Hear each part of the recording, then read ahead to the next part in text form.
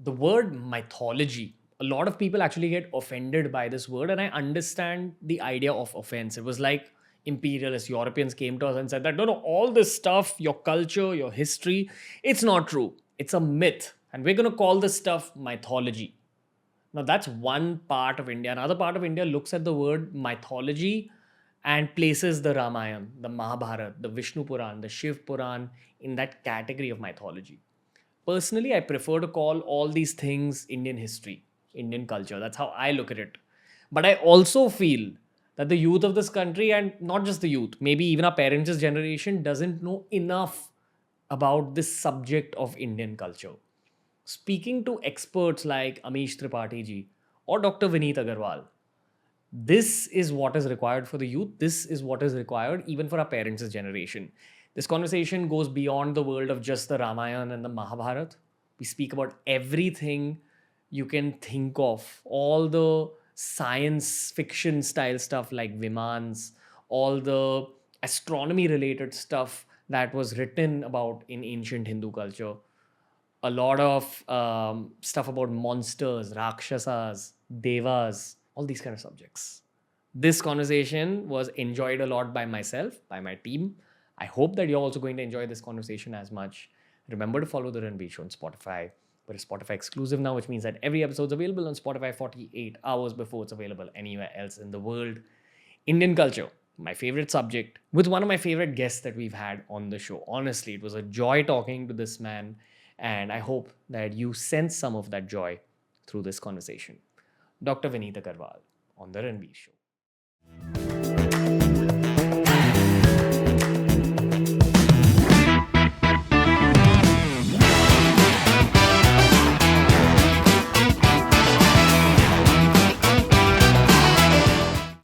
Dr. Vineet Aggarwal, one of the coolest experts on Hindu culture, Indian history, and the ancient sciences of this country. Welcome to the Ranveer Show. Thank you so much, Ranveer, for that kind introduction. I feel you're one of those soft spoken atom bombs when it comes to knowledge. We'll see about that. So, you've authored 3 books which are centered around Hindu culture. And I read a part of one of those books about Parshuram, and I realized how much you know, the depths of your knowledge, and you're running this sort of blog which is based on the marriage of science with ancient Hindu culture, which I find so fascinating. Because I think what a lot of young Indians don't know is that a lot of our historical records of this country were burnt, were lost, were Yes. destroyed because of all the invasions that we had over True. the last 1000 years. Right. Probably if we rewind the clock to 1000 years back at maybe 1 BC or 2 BC, India was maybe even more knowledgeable than it is right now. Most definitely, Ranveer. I think that's a point a lot of people don't appreciate. That there's a disconnect between the civilization, the knowledge, the civilizational knowledge rather that we had, and how you see people behaving today. There's a huge disconnect. Why? Because people are not aware of their own culture, their own history, their own civilizational values. You see very small things, it related to our daily lives. You see Indian cities struggling to keep up, right? In a city like Mumbai, you see the cities crumbling. It's bursting at its seams.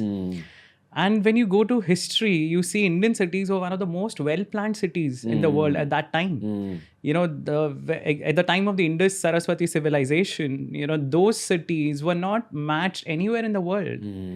So from there, we've come to this point because of this disconnect. And there's a lack of interest in exploring that culture, the knowledge that the culture and the history provides. I think that's a major drawback for us right now. I think that interest is kind of rising as we speak, honestly. Yes. That's honestly what we've built out the podcast on, that there is this newfound interest people have in Indian history, ancient culture. I'd love to know some of the science, or for lack of a better word, science fiction aspects of this ancient culture, because you've ran that blog. We have talks about demons, we have talks about Vimanas, we have talks about aliens, we have talks about dark energies in our culture, avatars, wars, atom bombs, all this. Right. Where would you like to begin this conversation for our audience? So I think, Ranveer, to begin with, we need to have an open mind about the stories that are told. So a lot of people have criticisms about and a lot of doubts about the historicity of these epics or the stories that are told, the legends that are told. But I don't think that matters. It's the lessons that we need to learn from these, the knowledge that we need to glean from these. There's so much historical knowledge, there's so much scientific knowledge that is existing in these legends and stories, and these have to be understood with an open mind. If you go with a political bias in your mind that these things couldn't have happened, or these things are just not possible in a previous era, I think that's just doing yourself a disfavor, because you are not really approaching it with a scientific outlook. That's what science teaches you, right? Question everything. And I think the very beginning of Indian scriptures with the Rig Veda, it's the beauty of curiosity. So I would say Indian religion has always been about curiosity. It is about knowing more, trying to find out more about the world, about yourself, about God, the creator of the world. So the Upanishads and the Vedas are full of such verses that encourage you to find that journey for yourself, to initiate the spiritual journey. So as the Upanishads say, Athato Brahma Jigyasa. At least start asking questions now, right? You have got this beautiful human form. And the concept of 84,000 births that you need to take if you believe in the legends. After that, you get to the human form. And even now, if you're wasting this human form, which has the intellect to grasp those concepts, which has the availability of opportunities to do it. You have access to scriptures, you have access to gurus, you have access to the religious teachings of a thousands-year-old civilization. And even now, if you're not doing it, it's a waste of an opportunity. So I would say that scientific inquiry starts from there. Who are we as a species? What are we doing on this planet? Who's the creator? Any intelligent species in the universe, I'm not just talking about humans, if there's life existing on other planets, if there's aliens, any intelligent species would have that question. Who are we? Are we alone? And who created us? Right? Where did life come from? And these questions are the birth of religion. Yeah, so we've had scientists on the show, and something that big brother to me, Abhijit Chavda, he keeps talking about is that most advanced astrophysicists or most advanced scientists eventually in life gravitate towards Vedanta, because they realize that all this mathematics I've studied over the years, suddenly I see parallels with this particular culture which people call the subcontinent, which people call India. Their culture has already figured out some higher level of mathematics or physics. They've written it in their Vedas, they've written it in their Rig Veda. And now I'm seeing parallels and I'm rediscovering some stuff that's already written there. So if my some stuff is already written there, can I go deeper in that culture and figure out theories to bring out for the Western world now through my work? Completely. Keeping that in mind, I'd love to ask you about aliens. Let's begin there. Okay. And Vimanas. We've actually had Gauranga Das on the show as well. Right. He spoke basically about aliens. He didn't call it that, but he spoke about multiple planes, multiple planets, hellish planets, heavenly planets. I'd love to know your perspective on aliens. Sure. So aliens I've always been fascinated with. As a kid, I used to watch all the science fiction movies that came out on aliens, Species, Aliens, Terminator, Predator, whatever. And I think again, that comes from a civilizational question. Are we alone in this world? Okay, we've always been fascinated with other worlds. And religious teachings or religious stories are no different, right? Some of the people try to figure out the same questions and they decided to explore the universe. Now, of course, scientific exploration was not possible given the lack of technological, which we are not able to do even today. We can't even cross the solar system to actually visit another galaxy or a constellation or a planet. So this comes from the mystical visions of the seers.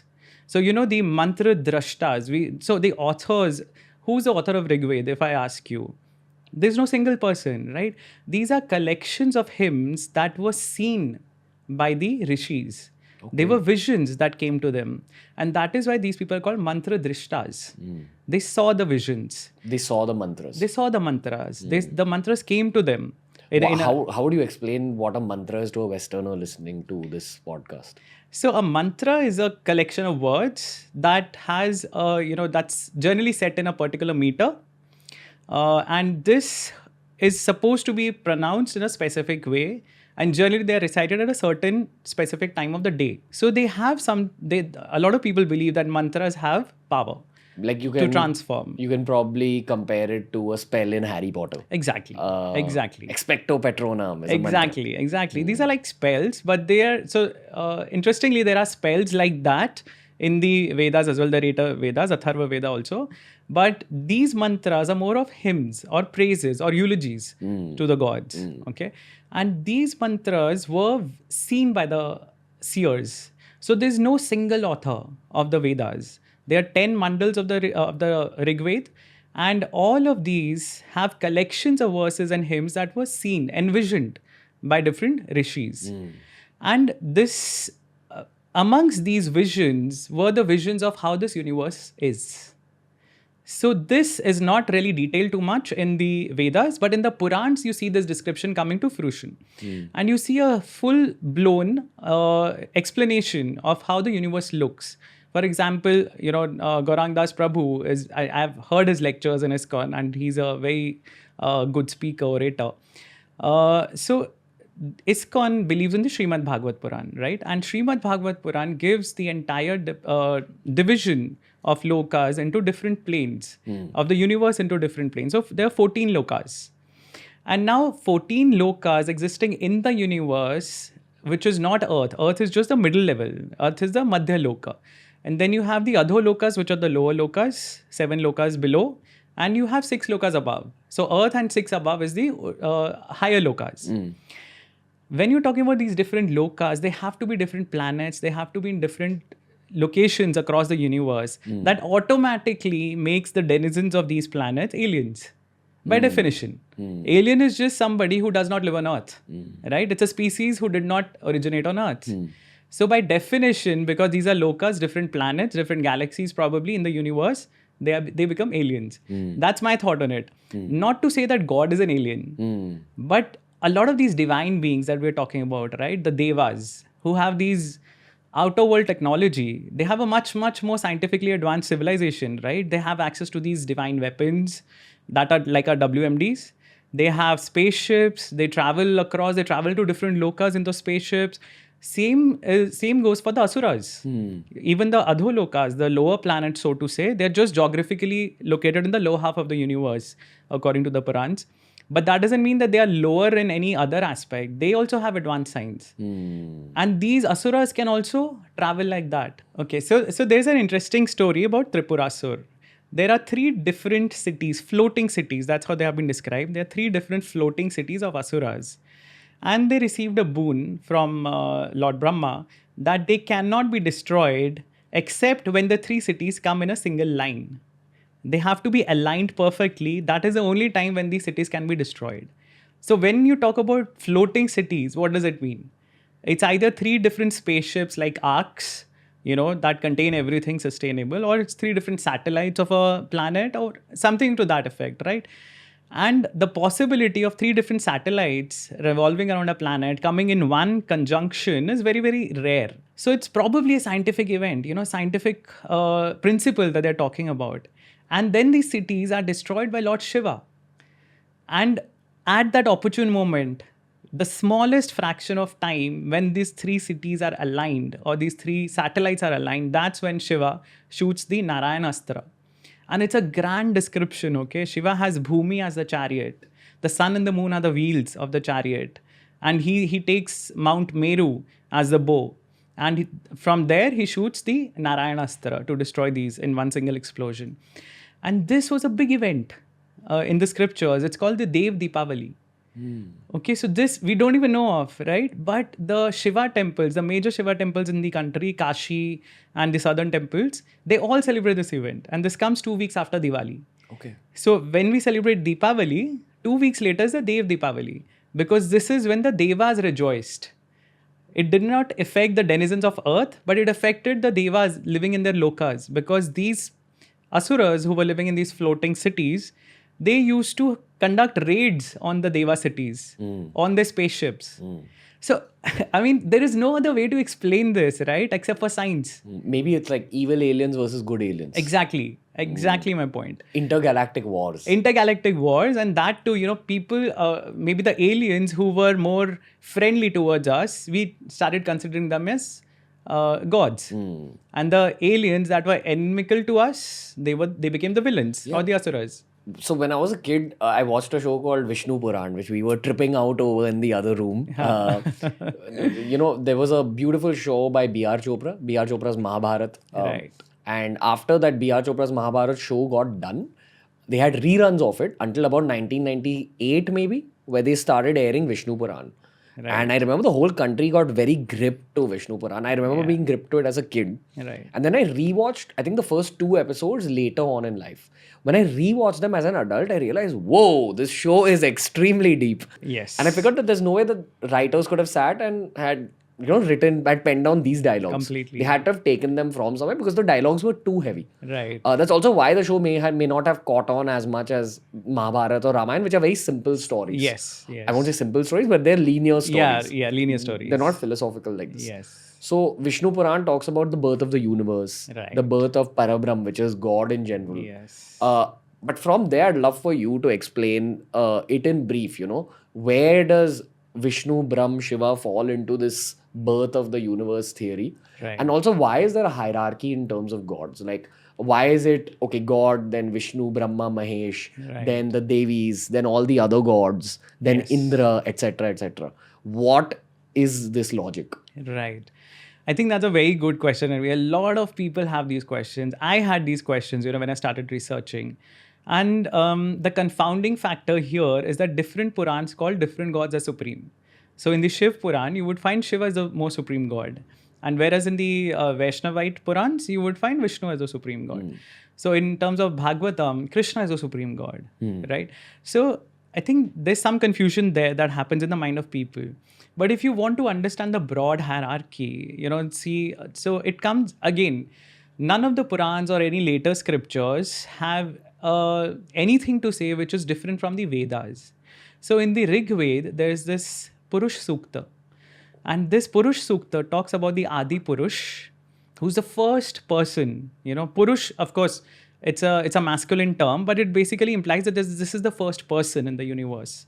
And it is from him that the entire creation comes. The Purush Sukta talks about another being emerging from the Purush who starts the creation, which is Viraj.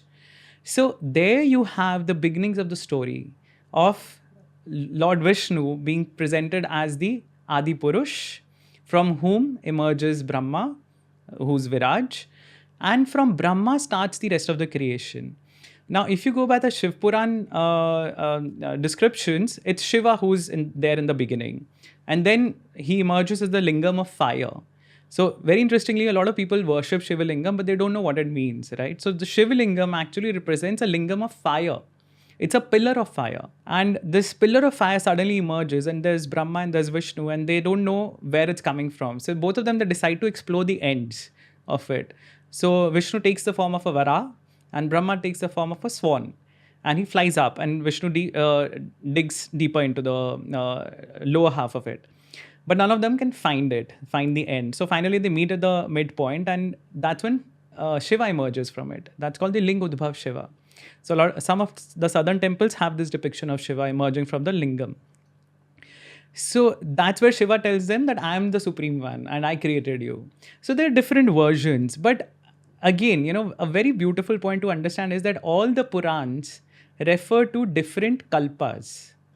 So for this, I'll have to go a little bit backwards into what a kalpa is and what the timeline is, right? So this universe is just, according to our scriptures, this universe is just one of the multiple universes. So our scriptures actually talk about a multiverse. This is not the only universe in the world. Earth is not the only place that is inhabited. There's millions and millions of inhabited worlds out there. And these, so according to Srimad Bhagavad Puran, there's a spiritual universe, which is almost like a clear sky, blue sky. And on one corner of it, there's this cloudy place, which was the material universe. It's 1/4 of the entire portion. Like a quadrant. Like a quadrant. One quadrant is the material universe. This is like Dragon Ball Z. Have you heard of Dragon Ball Z? Yes. Anyway, go on. So 3/4 is the spiritual universe, where Krishna resides, the Vishnu forms reside in the Vaikunt planet. And 1/4, one quadrant is the material universe, material creation, I would say material realm. Okay. Within this material realm, there is a form of Vishnu, which is the Karanodak Shai Vishnu. Okay. This might get a little complicated. No, go on. But this is the easiest way to understand. Okay. There's this Karanodak Shai Vishnu who's just lying in that material realm. And every time he exhales, there's a universe that pops out of his pores. So there's millions of universes coming out of Karanodak Shai Vishnu's pores. Okay. Each of this universe, again, has a form of Vishnu inside it, which is the Garbhodak Shai Vishnu, from whom emerges Brahma for that universe. Okay. And that Brahma creates all the lokas within that universe. But imagine that this entire universe exists only for one breath of this Mahavishnu, the Karanodak Shai Vishnu. So this entire process of creation by Brahma, of multiple yugas coming and going, all of this is just a single breath of Mahavishnu. That's how grand the vision is. So within this universe, when Brahma starts creating, he generally, for our universe, the story is told. We don't know how it is for the other universes, but for our universe, so Brahma has a lifespan of close to 311 trillion human years. Okay. And currently, do you know where we are right now? So this is the 51st year of Brahma. Out of our current Brahma. 311 trillion. No, so that's in the human years. Okay. That is equal to 100 Brahma years. Okay. So 100 Brahma years is the lifespan. Brahma lives for 100 years. Okay. So we are at 51 out of 100. We are at 51 right now. So it's close to 155 trillion human years. If you convert it in human years. And currently we are in the afternoon. So we are in the 7th Manvantar. So each day of Brahma within this year, 100 years of Brahma, each year has 360 days and night, and each day is called a kalpa. Okay. So in this lifespan of Brahma, each kalpa has had different entities being created. Lord Vishnu has appeared in different avatars. It's not just the 10 main avatars that we know. There are various avatars that have happened. There's different beings have come and gone, and Brahma has recreated, everything again and again and again, multiple times. He's been doing it every day. Every morning Brahma starts creating, and every night it gets dissolved. Again, every morning he starts afresh with some inputs from the previous experiences. So each Puran belongs to a different kalpa. And in each kalpa, because creation happens differently, sometimes Brahma emerges first, sometimes Vishnu emerges first, and sometimes Shiva appears first. That is why the stories are different. A lot of people don't understand this, that the Purans belong to different time periods. And in each kalpa, the creation began in a different way. So for current day of Brahma, which is the Varaha Kalpa, Vishnu Puran was narrated in this kalpa. So Vishnu Puran actually is relevant for this kalpa. A lot of other Purans are telling stories that happened in the previous kalpas or future kalpas. Different time periods. So that is where the stories differ. But primarily, it's Brahma, Vishnu and Mahesh, who are the Holy Trinity. They are the Holy Trinity of Hinduism, the Trimurti. They are the highest level of gods. Yeah. Probably to encapsulate everything you said, which I possibly can't encapsulate, but I'd bring up 3 subjects. Thanks to the podcast, I figured these 3 subjects. So the 3 subjects are firstly astrophysics again, where if you go into the deep realms of astrophysics, there is a theory of infinite universes, which is again parallel with what you said. Right. I've spoken about it with Abhijit Chawda on this show. The second is a historical theory that I've learned from studying ancient human history. We've only started writing probably around 10,000 years ago. Right. The first human being, the first Homo sapien. I think it's about 80,000 years ago. I think this form of us was... like Homo sapiens, I think it was about 80,000 years ago. Yeah. Because they started moving out of Africa around 60,000 years ago. So then I think it's like the precursor to that. Probably. You know, which is the ancestor to Homo sapiens and Neanderthals, possible. was there around 2 lakh years ago.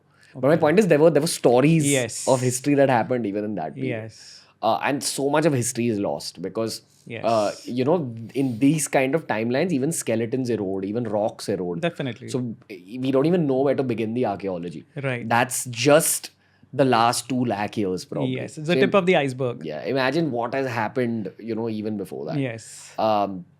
And the third subject I'd probably like to highlight is spiritual studies again, philosophy. Right. Where at the end of the day, that question of who are we? Yes. Every single spiritual school in the world pretty much says that you are a part of God, and your job, other than your actual material duty, Right. is to reconnect with God. That's why they say, oh, Yes. be a good person, treat people as you'd want yourself to be Yes. treated, do good work, try, you know, growing spiritually, try learning about God, because you want to reconnect with that. And the theory about God is that imagine that all of us have universes inside us. God was just this one creature which was like us once upon a time, but it evolved to the degree where it could create many universes through itself. Right. So think of God as existing like a person, but to understand its own nature, it had the ability to take a cell, take it away from its brain, and place it maybe on its palm and observe it. Yeah. Now, the palm could be one universe where that Right. little cell gets to experience sadness, Right. happiness, Right. food, sex, trauma, Yes. sweating, fitness, all these human concepts. Yeah. Meditation, spirituality, philosophy, knowledge, Yeah. and then slowly rediscover itself. Which is why when we're kids, and I'm sure this has happened to you when you were a kid, you looked at your hands, you looked around you, and you said, "What is this wood? Yeah. What do these colors The actually curiosity. mean? What is happening here right now?" Yeah. Everyone has had those questions at some point in their childhood. Exactly. And then over time, as you grow older, you kind of get lost into the realms of materialism, Right. the realms of tension, the realms of Western sciences. Right. And you forget these questions of what is my You stop actual asking. purpose. You may still have those questions, you just stop asking, you just take them for granted. Right? I mean, we use mobile phones today. How many people understand the principle or that they work on, right? Yesterday, the WhatsApp and Facebook and Instagram were, I mean, they were down, so to say. Why? We don't really understand what happens. So we just stop asking questions. But that basic curiosity is what we need to inculcate in. I think that's why planets and these celestial bodies exist in the first place, to remind humankind that, there is this massive Yes. thing You're not out there. alone. Yeah, that's so much larger than And you. you're like infinitesimal in front of the universe. Yeah. That's why I said, this entire universe is just one breath of Mahavishnu. Who are we? We are not even existing for the entire length of this universe. That there are speculations in cultures all over the world that there was some sort of alien input in the human story. Right. So I just pulled out Google. It was the cognitive revolution that happened at around 70,000 BC, when sapiens evolved their imagination. Because in order to discover science, first you have to imagine science, which is what so many scientific minds today forget. And by scientific minds, I don't mean scientists. Right. I mean the people who say, "Oh, I'm a man of science." Yes. And they run science pages. They criticize philosophies like this. Yes. They don't understand that science is basically research. Completely. You're trying to find something that already exists. Yes. But in order to find that, first you have to imagine it. Yes. And they kind of let go of imagination. They let go of the inner child in that search for research papers. Yes. Research papers are beautiful. They're weapons for the future. But they're not everything. Completely. There's a seed of thought from which research papers emerge. And you're a doctor yourself. You've done your MBBS. You work in pharma right now. Yeah. So, I mean, I'm sure research is a huge part of your life, but you've kept the child alive inside you. Yes. And I've seen this with philosophers, authors, scientists. All these people keep their inner child alive. It's all these pseudo, oh, look at me, I'm a cool science. And these are the people who forget to keep their inner child alive. So anyway, the cognitive revolution happened at around 70,000 BC. The agricultural revolution happened at around 10,000 BC. So there was a span of 60,000 years where we were nomads. We were experimenting, basically. We were trying to figure out the world around us. Right. But they say that So I think I read theories about the cognitive revolution. It's linked to something called behavioral modernity. In terms of the behaviors we have today. Why do we find someone's ass hot, boobs hot? Why do we why are we attracted to a certain person? Why are we thinking in a certain way? Why do we chase money? Why do we like tasty pizzas and burgers? Right. All those things, all our behaviors in the modern day are caused because of that period of like Right. 60,000 years. That's what Right. evolutionary psychology is also based Yes. on. But there are theories that say that no one knows why it began. Right. So some people link it to psychedelics. Like Graham Hancock is this historian who links it to Yes. ayahuasca. He says that we Yes. discovered ayahuasca. We started experimenting with magic mushrooms. Yeah. That's why we could imagine. Suddenly, imagination, the minds opened up. Yeah, which might be true. I've had an ayahuasca experience in my life and I've been a different person since. So, and we have Som in our culture as well. Right? Yes, What is yes. Som though? Som is a very, very misunderstood and misrepresented chemical, actually. I would say, as a doctor and somebody who's working in pharma, I would say Som was not a psychedelic. Som was an invigorant. Okay. Like Viagra. No, not really.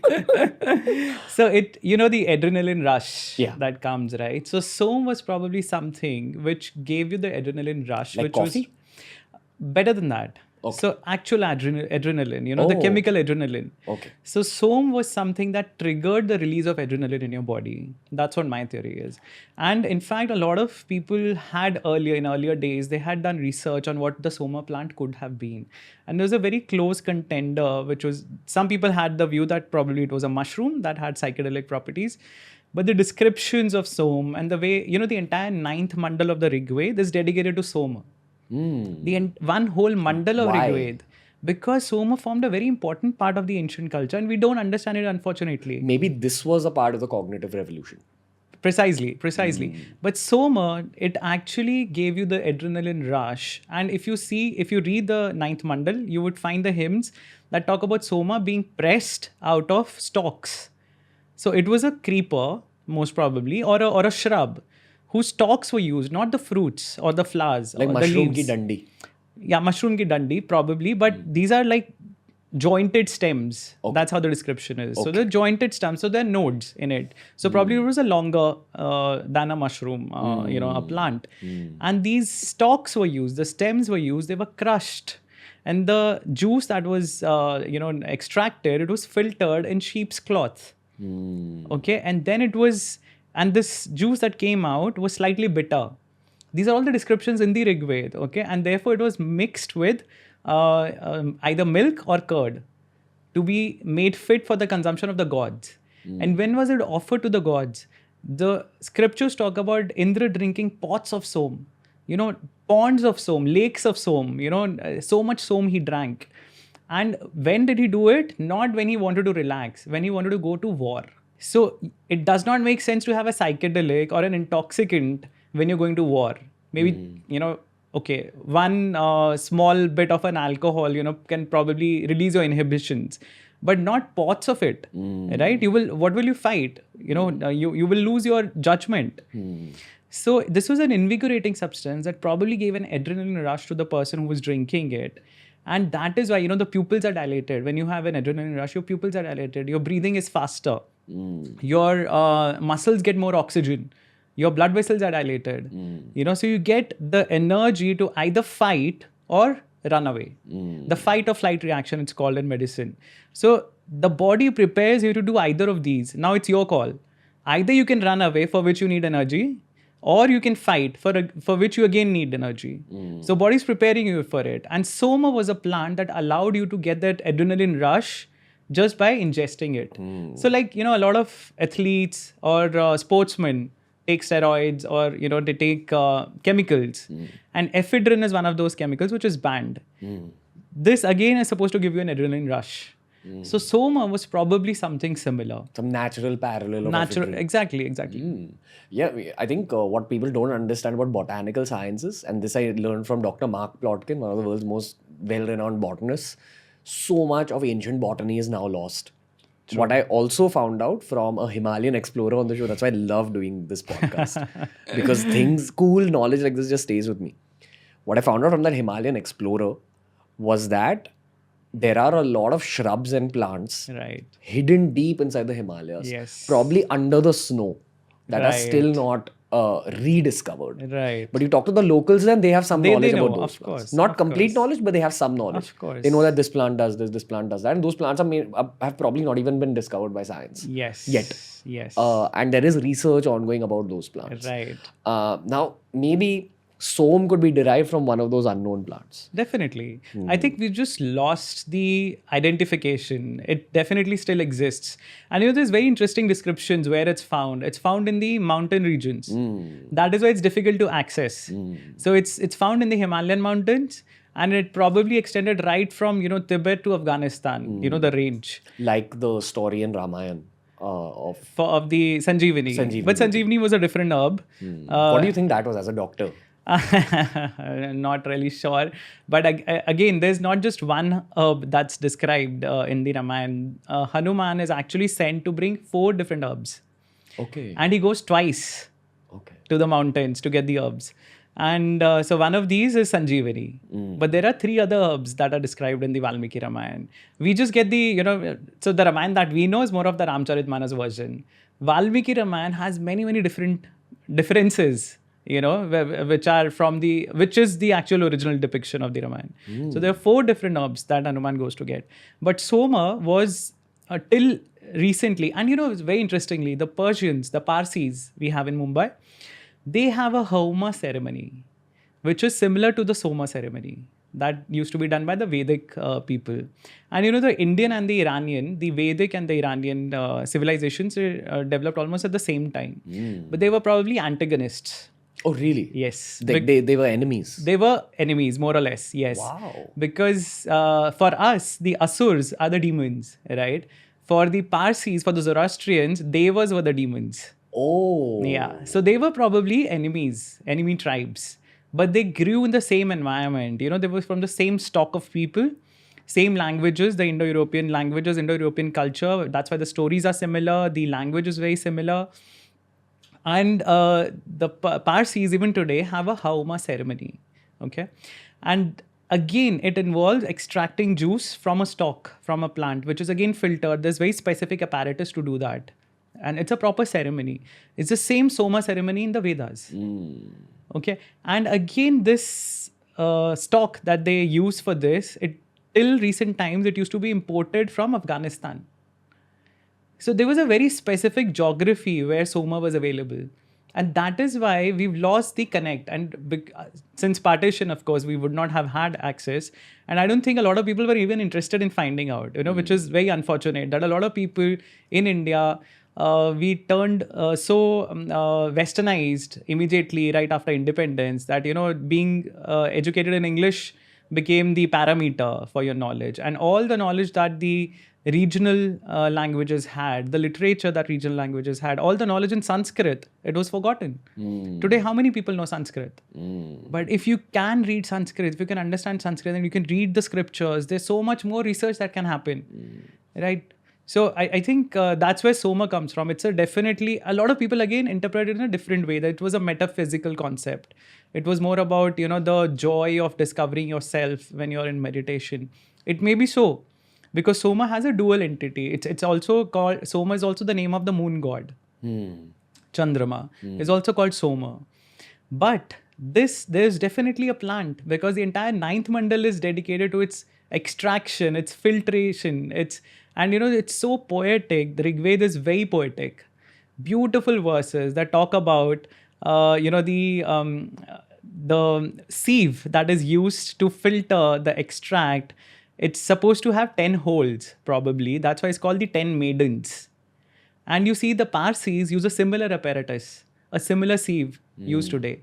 So even though Soma extraction and the ceremony did not survive in our country, it did survive in the neighboring civilization. Yeah, and also speaking specifically about Asuras, what people don't understand is if you actually get into Vishnu Puran or just the study of the Puranas, Asuras aren't painted as completely evil. Yes. They're grey. Yes. Just like us. If you think you are white, that's not true either. You're also grey. Completely. So it was just probably 2 warring tribes which are lost in that 70,000 BC to 10,000 BC time period. Completely. And again, coming back to science, there were also the ice ages that happened in between.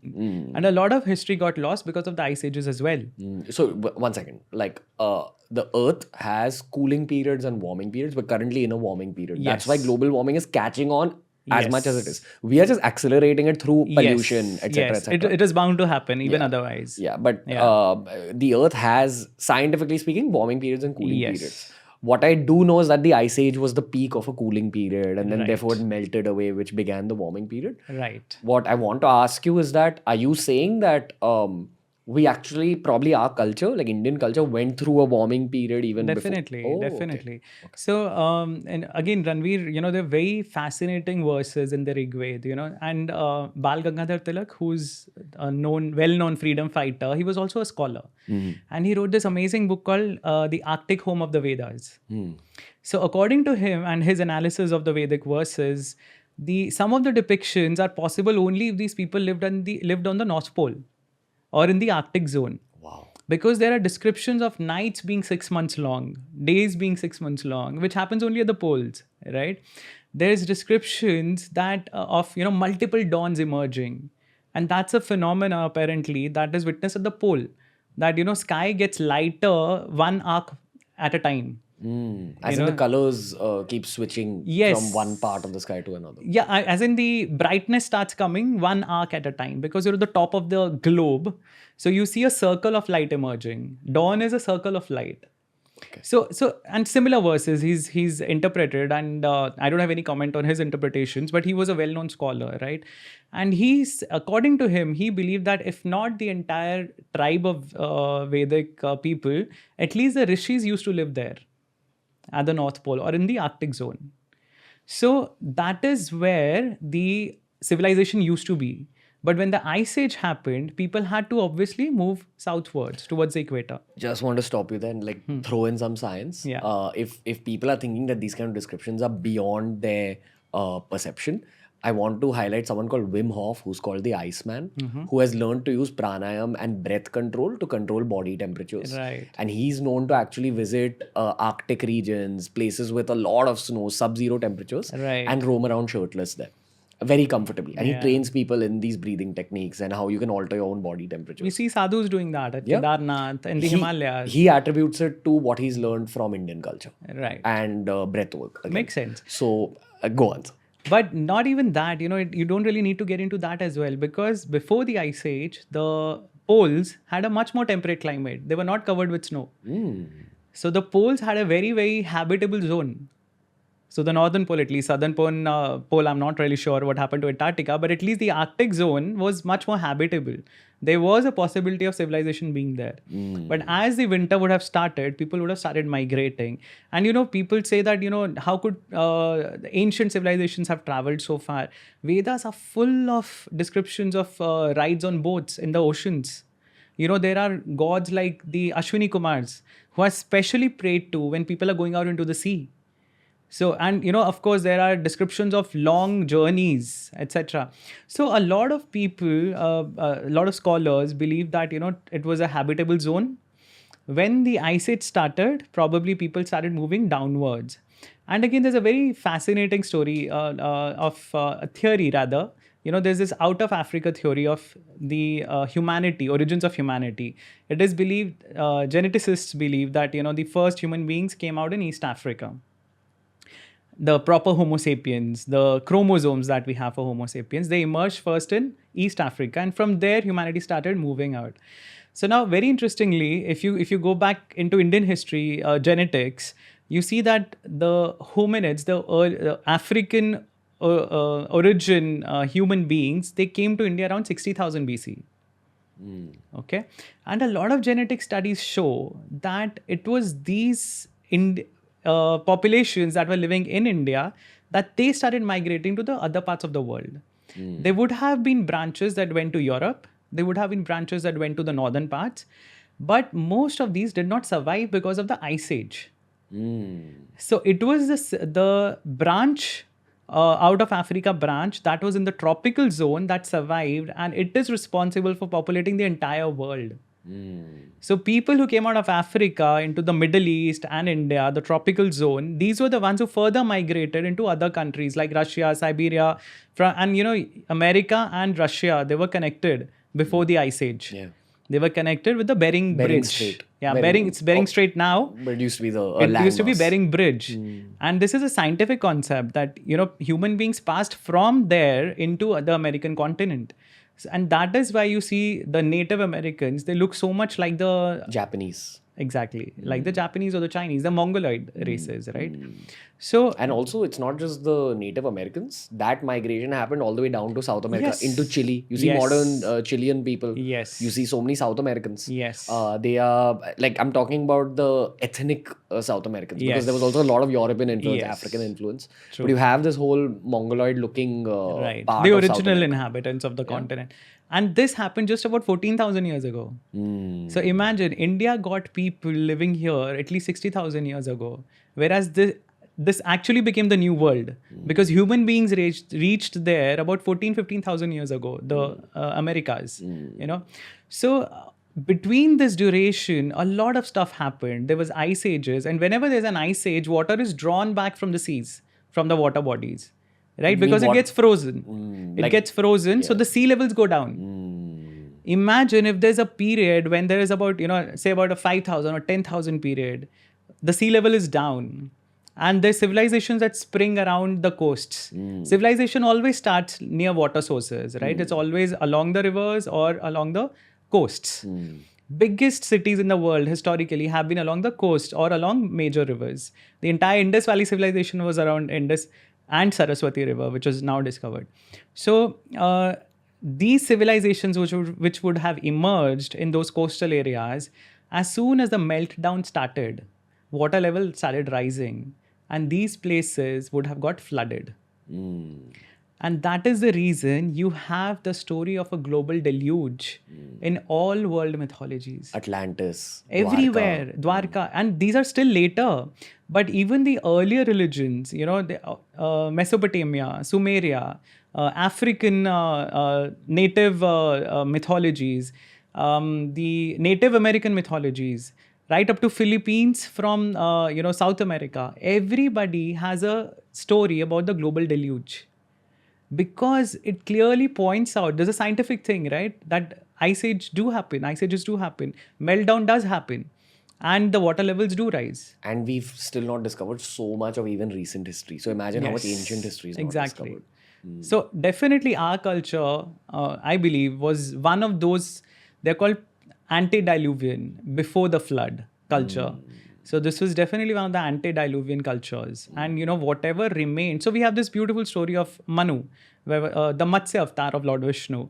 So Manu is the leader of mankind. Okay. And there's this story of the Vevaswat Manu, who's the current Manu, him being visited by a small fish when he was doing his prayers in the sea. Okay, he was somewhere in the southern part of the country and he was doing his morning prayers, and he just takes water in his palm and do the morning prayers, and he sees this tiny fish in his hand, and the fish is talking to him, and the fish says that, listen, I'm very tiny and I don't want to be in this water body. There are bigger fishes who can eat me. Please take me home. Manu is a kind soul. He takes the fish home, puts it in a kamandal. Okay. Within a few hours, the fish is big enough to pop out of the kamandal. And she's like, I will not survive here. Put me in a bigger vessel. He keeps changing the place where he puts the fish from a bigger vessel to ultimately a pond. And ultimately, he has to take the fish through a water body to the ocean. And then he has this question in his mind that, who are you? In one day, you grew so much. You're definitely not a fish. And that's when the fish says that I'm Vishnu. And I've come here to warn that there will be a global deluge. And everything as you know it will get submerged. So you have to get all the relevant, plants and animal species, and I'll send a boat. So it's very similar to Noah's Ark story, but Noah was supposed to build a boat. In this story, Vishnu says that I'll send a boat, but you get everything ready and you get the Saptarishis with you because they are responsible for passing on the knowledge. So even if you have all the raw material, but you do not have the knowledge to use it, what good is a civilization, right? Imagine what would happen today if we have a nuclear war.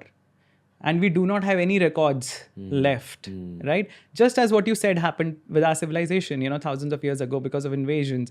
The Nalanda University was, I think, burning for 11 or 13 days or so, Yeah. right? So imagine the number of books, the manuscripts, the paper that was burnt there, so much knowledge lost. What happens when we lose that knowledge? You have to start again from the beginning. Also want to highlight the modern day internet. People visualize the internet as this ball in the air, or these electronic bits in Cloud. in the cloud. Yeah. What they don't understand is that the internet is made up of servers and wires. Yes. And they say that there are actual threats to the nature of the internet because of solar winds. Right. So the sun, if you actually wear, Yes. those, what are those really dark glasses called where you look at the sun and you know what I'm talking about, right? Like during an eclipse, you're supposed to wear those Yes, the X-ray glasses. solar something it's called. Forget it. Never mind. Those super dark glasses. So if you look at the sun with those glasses, you'll actually see these big rings of fire around the sun. Right. Like right. kind of like Yes. loops which are just like coming out of the sun. Yes. Yes. They also emanate a lot of heat, a lot of nuclear energy. They emanate just a lot of basically radiation. Yeah, A lot of radiation which can easily disrupt the Yeah. satellite communication that we have today. Yeah. And now if one of those loops is strong enough, which is Yes. totally capable of Yes, being, because the sun definitely. is a nuclear reactor and there are random nuclear reactions that are happening inside it. Yes. Now, if one of those radiations are strong enough and they make their way to Earth and they make their way through the Earth's atmosphere and it hits all our electric lines, our Yes. wires, our Yes. servers, we'll actually probably lose the Land internet. in the dark zones, dark ages again. Yeah. So these podcasts, everything we've stored online, which we think is there Yes. forever. Everything is gone. Hold up. Never know if that's going to happen. Yeah. What happened to my career, sir? No, I'm kidding. But, and just wanted to highlight that all these Yes. things that we hear about, these crazy brain exercises that we do, don't think that it's beyond reach. Completely. Nothing is permanent. Yeah. Don't think that just because we've scientifically advanced so much that we can't be destroyed in a second. Right. Right. There's I think it's a Kabir ka doha, which says that if you take your life for granted, remember that for God or for the universe, life is like one hair on a Yeah. scalp and it can Yeah. just be plucked out. Yeah, easily. So that's the actual nature of human life. But go on, this became philosophical. No, that's good because it's quite relevant, right? I mean, it's very, it tells you again, how infinitesimal you are. Just in your own solar system, you're nobody, right? And just one emission from the sun, which is actually, as you said, a nuclear ball, right? It can send us back to the dark ages. Yeah. Right? If dinosaurs went extinct, who are we? Exactly. And who are we? So with all our scientific intellect and developments and evolution of technology and everything, we are still susceptible to it. So imagine when that happens, when that loss of transmission happens, then you are left with nothing. That is why Vishnu says, keep the Saptarishis with you.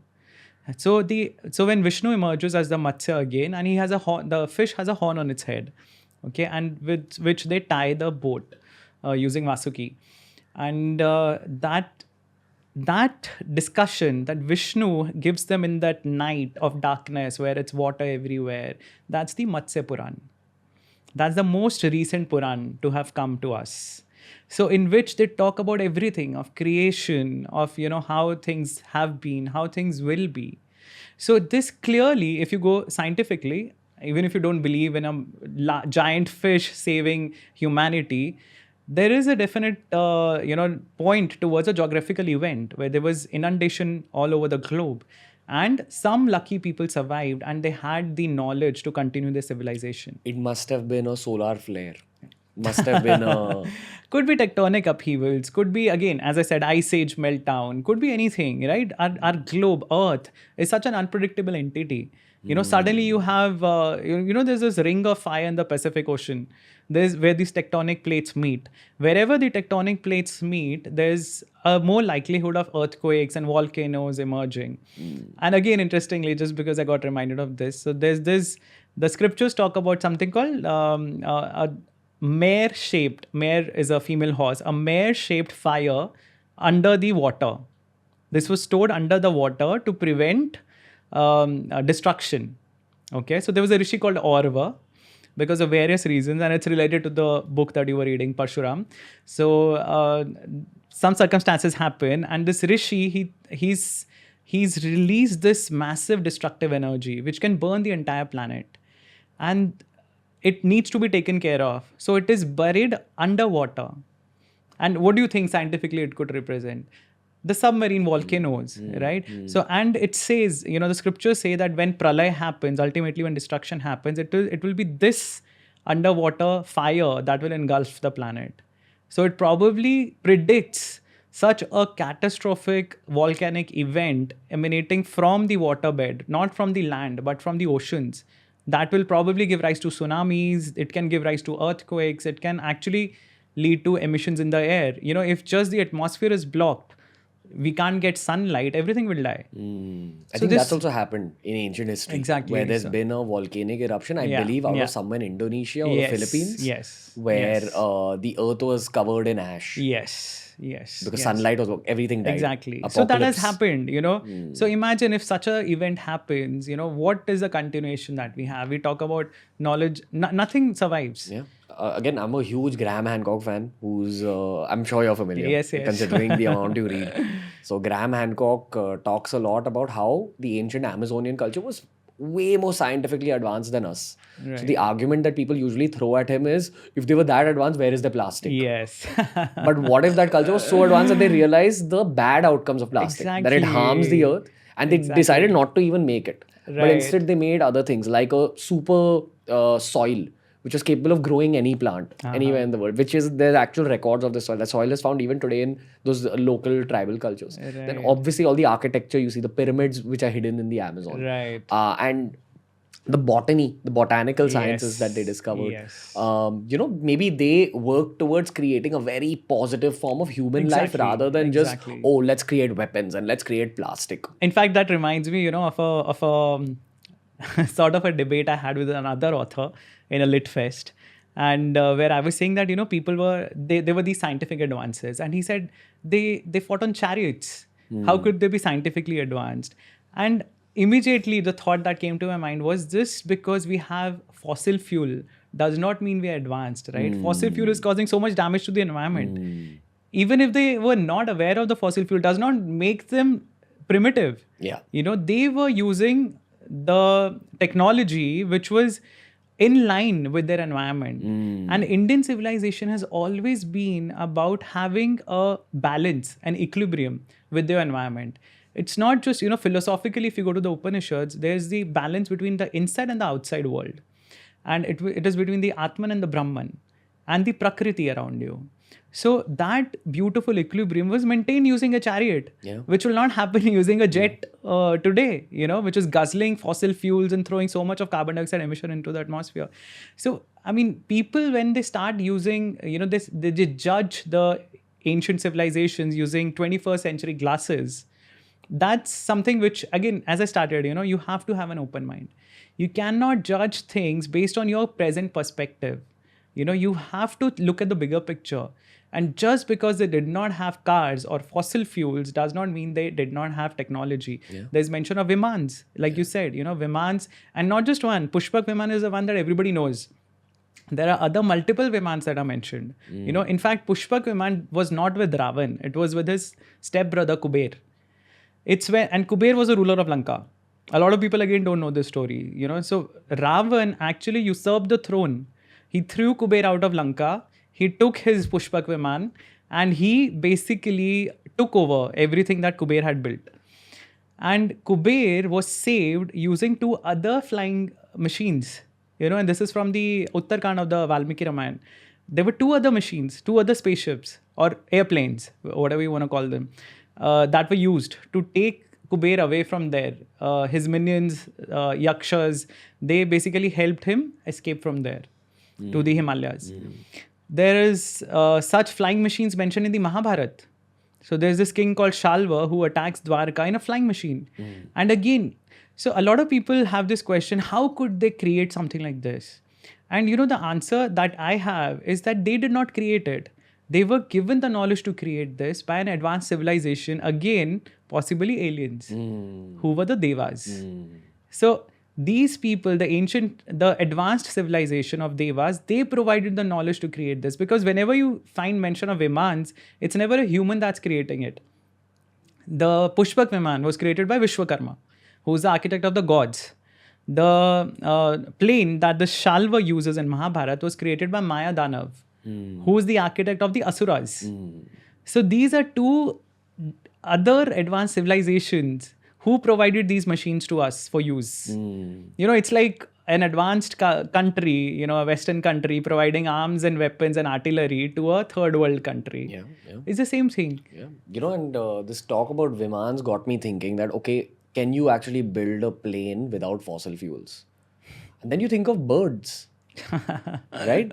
Like, how do birds fly? Yeah. They basically have a certain kind of bone structure. Right. And a certain kind of material that makes them up, which are the feathers, which probably hold air. Which is aerodynamically, yeah. And just because the planes that we use in the modern day use fossil fuel, it probably means that, there were definitely scientific advancements with respect to those planes. Right. But maybe no one just took a step back and thought, let's engineer them this other way. Yes. And you said different kinds of Vimans. That's basically what it is. Some would have been flown using fossil fuels. Some would have been flown using some other kind of engineering. Right. There's no limit to what engineering can achieve. And that's one thing I've learned as an engineer. Yeah. That we are again, who thought 50 years back that, we'd be able to do so much with our phones. Completely. So what stops you from thinking that maybe someone will engineer planes at some point in the future, which are completely independent of fossil fuels? In fact, ththese Vimans were supposed to have a mercury vortex. So they were supposed to run on mercury. So imagine mercury is it's not a very easily available metal. And now. And it also has a very semi-fluid texture, right? So how did they use it? That's the challenge to uncover. And somebody can try it because there are people who have tested the models that are given. So there's something called the Vaimanika Shastra, which mentions the different type of planes, the different shapes. And some people, especially in the Western countries, they have tried building those shapes, small ones, and testing whether they are even aerodynamically stable, whether they can even sustain the wind currents and can fly in the air, and it's possible. But they haven't found the technology to, decipher the mercury vortex. But the shapes are aerodynamically possible. So there is knowledge which is available, but we need to dig deeper. Yeah. Technology and technological advancements are always a reflection of nature. Right. Like cameras are a reflection of the human eye. In so many ways, planes are a reflection of birds. Completely. But can we make a deeper reflection that truly is like a bird? Maybe another Viman could have been flown using megafauna. Like we had that flying dinosaur. I think it was called Ptero something. Pterodactyls. Yeah, pterodactyls. Yeah, I think. So Pteranodon. Pterosaurus. I don't know. But I just remember because my nephew is very fond of dinosaurs. Yeah, same. I'm sure you are as well. I am. Yeah. And I'm sure that, there must have been some overlap in that 60,000, 70,000 year time period. Right. Where there was megafauna present, which are large animals present at the same time as humanity, probably. In fact, again, that brings me to another mythical creature called a Sharab. Okay, there's a creature called a Sharab who's supposed to be sort of this chimeric being and which has multiple animals' limbs or structures. The face is like that of a lion, the tail is like that of a peacock or stuff like that. The limbs are different and all. But that is, beyond the description, what it is supposed to do, it is the Kal of all animals. So it is supposed to be the ultimate predator in the food chain. So who could this be? Scientifically, it has to be a dinosaur, right? Who can even eat lions and tigers? There's only one animal who could have done that scientifically, historically. It's the dinosaurs. So the description might be different. In fact, so I travel for work and I was once in Cambodia at Angkor Wat. And again, fascinating place. It's the biggest religious temple complex in the world. It's bigger than the Vatican. And this is an 11th century Hindu temple, which is now Buddhist because the country is Buddhist. But this was an 11th century Hindu temple, which was the biggest religious complex in the world at that time and even today. Okay. And there, in one of the temples, I think that's Angkor Thom, there's a carving on one of the doorways of a dinosaur, of a stegosaurus. So who would have known a stegosaurus? Even if it was done later, maybe 14th century, 15th century, even till then the dinosaurs were not discovered, right? So the discovery of dinosaurs and all the different varieties of dinosaurs happened much, much later in the 19th century, 20th century. But there's a clear-cut carving of a stegosaurus on a temple wall. What do you make of it?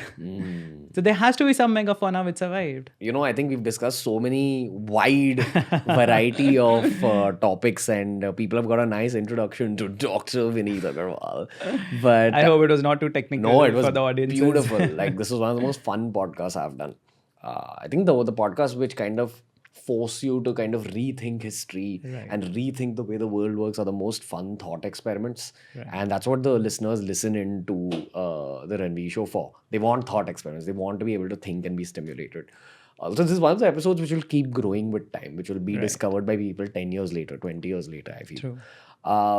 Maybe let's end this particular conversation with one topic that intrigues me immensely. This is a whole other podcast, but maybe you can give us a brief kind of outlook on what this topic is all about. Kalki Avatar. That's one of my favorite topics. Yeah, I think we need to have a separate podcast for that. It can be a separate Hindi podcast at some point. Sure. But maybe you can brief us a little bit. So, interestingly, again, as I said, a lot of world mythologies have very common features. There's this great deluge, which is there in all world mythologies, most world mythologies. A lot of world mythologies talk about the thunder god, which is Thor in Norse mythology, Indra in Hindu mythology, Zeus in Greek mythology. A lot of world mythologies talk about the universal egg, the Brahmand that we call. So very, very common threads running in most of the mythologies. And one of these is the return of a messiah. Okay. So the return of a savior. Because a lot of religions, they realize, and in even modern religions, even Islam and Christianity, we're not talking just about the Greek and the Romans and the Egyptians, but a lot of modern religions also, all of them, they have this concept of the Messiah returning. So Kalki, even Buddhists, in Tibetan Buddhism, they believe that there would be a king. I think they're called the Kulika kings, not Kalki exactly, but Kulika kings. And there have been a succession of these kings. And the last of these would bring in a change, would usher in the golden age, exactly like our Kalki is supposed to do. So Kalki is a very fascinating concept, I would say. And so various people look at it in different ways. Some people believe that, humanity is just so discouraged with its own efforts that they need an external savior, right? To save themselves, from themselves. They need an external savior. So again, that's a psychological concept or philosophical concept that we don't really need to get into. But the scriptures do mention the return of Kalki. They do mention the return of the Lord as the last and final avatar for this yuga, which would be Kalki. And Kalki is supposed to return towards the end of the Kali Yuga. So for Hindu timeline, it's a long, long, long way away. But when you're going to the Buddhist, Tibetan Buddhist scriptures, it's supposed to happen somewhere around 2424 AD. So it's not that far, maybe another 400 years or so. And Christianity also talks about the coming back of the Messiah. Buddhism talks about the future Buddha as Maitreya Buddha, who would be coming. If you've been to Ladakh, there's this massive statue of Maitreya Buddha there, which is a tourist spot. And similarly, even in Islam, there's this concept of a Messiah coming. I'm forgetting the name, but there is a concept, not Prophet Muhammad, but another prophet, returning to bring back civilization into and give it the right direction. So a lot of these concepts are there. So again, it either is a prophecy that was heard by humanity when it was all together and not broken up into different cultures and communities, or it is a hope for a better future that somebody will come someday to save us from what we are doing to us. So I think that's my take on Kalki. But scriptures do mention that this is an event that would happen. Yeah. I think this is worth a whole other podcast. Yes. So this is the first time you and me are talking to each other. And we were already kind of doing our own mini podcast in the other room. And I said, no, hold up. We'll do all this on screen. Right. I think let's head into our Hindi conversation. And for all the English listeners, I hope you enjoyed it. I hope you share it. And also, now that you know Doctor, maybe the next time he's coming on the show, ensure you engage on our Twitterverse section and send in your questions, because again, I've just scratched the surface based on my own interests. Right. So you've been running this blog for 10 years. I can't imagine the amount of knowledge you've accumulated. Yes, I think that's been my journey of learning. I never say that I'm an expert in any of these topics, but it's been a process of learning for myself, because the more you dig, and there's so much more to read, there's so much more to learn. We have thousands and thousands of scriptures, and all of them encourage you to ask questions. That's the beauty of our religion. That's the beauty of our scriptures. That you are encouraged to ask questions. You are not told this is how it is and you have to follow it. No, the I would just wrap it up with this beautiful verse, the mention of the beautiful verse called Nasadiya Sukta in Rig Ved. And this verse, it ends that the God who's made all this, this, I'm just paraphrasing, that the God who lives in the highest heaven, who's made all this, maybe he only knows how creation happened, what happened, how did things progress. But the next line is, or maybe even he does not. That's such a beautiful scientific thought, which the supposedly religious scholars are making. I think that's the scientific inquiry we have to live with. True knowledge is knowing that you know nothing. Exactly. Let's end this episode. See? I told you guys. There's so much more in this world of Indian culture / Indian mythology that's way beyond the world of the Mahabharata and Ramayana alone. There's so many more concepts, there's so many more theories, there's so many more aspects to history which is very likely lost. History where we've not discovered the archaeological evidence associated with it. History that was burnt away when our libraries and our universities were burnt during invasions. That's the kind of history that our generation and every Indian generation that follows us needs to rediscover. It begins with content like this that's available on the internet, free of cost, hopefully forever. And this mission about spreading knowledge about Indian culture will get accelerated by your shares on WhatsApp, on social media platforms. Make sure you share this podcast as much as possible, and make sure you follow the Ranveer Show on Spotify. Every episode's available on Spotify 48 hours before it's available anywhere else in the world. Dr. Vineet Aggarwal will be back on the Ranveer Show very soon. But for now, check out some of our The Ranveer Show Hindi episodes that we created with this man if you enjoyed this conversation. Thank you. Lots of love.